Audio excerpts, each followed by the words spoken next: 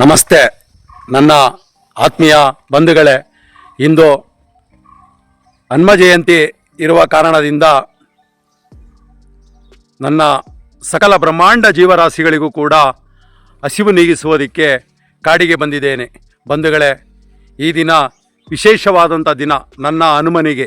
ಅದಕ್ಕಾಗಿ ನನ್ನ ದಾನಿಗಳು ನೀಡಿದಂಥ ಹಣ್ಣು ಆಹಾರಗಳನ್ನು ಕಾಡಿಗೆ ತಂದು ಆ ಕಾಡಿನ ವನದಲ್ಲಿ ಇರುವ ಸಕಲ ಬ್ರಹ್ಮಾಂಡ ಜೀವರಾಶಿಗಳಿಗೂ ಕೂಡ ಹಸಿವು ನೀಗಿಸುವಂಥ ಸೇವೆಯನ್ನು ಇಂದು ಮಾಡಿದ್ದೇವೆ.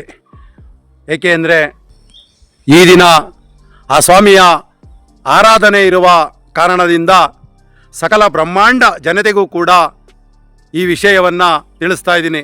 ಪ್ರತಿಯೊಬ್ಬರು ಕೂಡ ಆ ಪುಣ್ಯಕ್ಷೇತ್ರಗಳಿಗೆ ಹೋಗಿ ಅಲ್ಲಿರುವಂಥ ಹನುಮನ ಅನುಗ್ರಹ ಪಡೆದು ಬಂದರೆ ತುಂಬ ಆರೋಗ್ಯಕ್ಕಾಗಿರ್ಬೋದು, ನಮ್ಮ ಕುಟುಂಬದವರಿಗಾಗಿರ್ಬೋದು, ಮನೆಗಾಗಿರ್ಬೋದು, ಪ್ರತಿಯೊಬ್ಬರಿಗೂ ಕೂಡ ಒಂದು ಒಳ್ಳೆಯದಾಗುತ್ತೆ ಎಂಬ ಒಂದು ಭಾವನೆಯಿಂದ ಈ ಹನುಮ ಜಯಂತಿಯನ್ನು ಆಚರಿಸುವಂಥದ್ದು.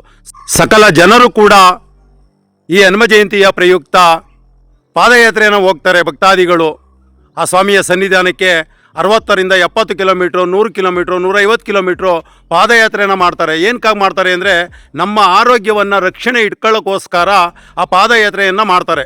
ಅದಕ್ಕಾಗಿ ನಾವು ಕೂಡ ಆ ದೇವಾಲಯಕ್ಕೆ ಹೋಗಿ ಆ ಭಗವಂತನ ದರ್ಶನ ಮಾಡಿ ಬಂದರೆ ನಮ್ಮ ಆರೋಗ್ಯವೂ ಕೂಡ ಚೆನ್ನಾಗಿರುತ್ತೆ.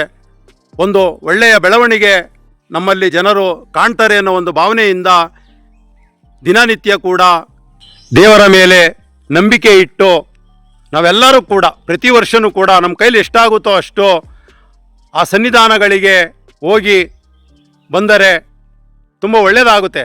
ನಾವು ಕೂಡ ಹಿಂದೆ ಎಲ್ಲ ಸುಮಾರು ವರ್ಷಗಳ ಪಾದಯಾತ್ರೆಯನ್ನು ಮಾಡಿದ್ದೇವೆ.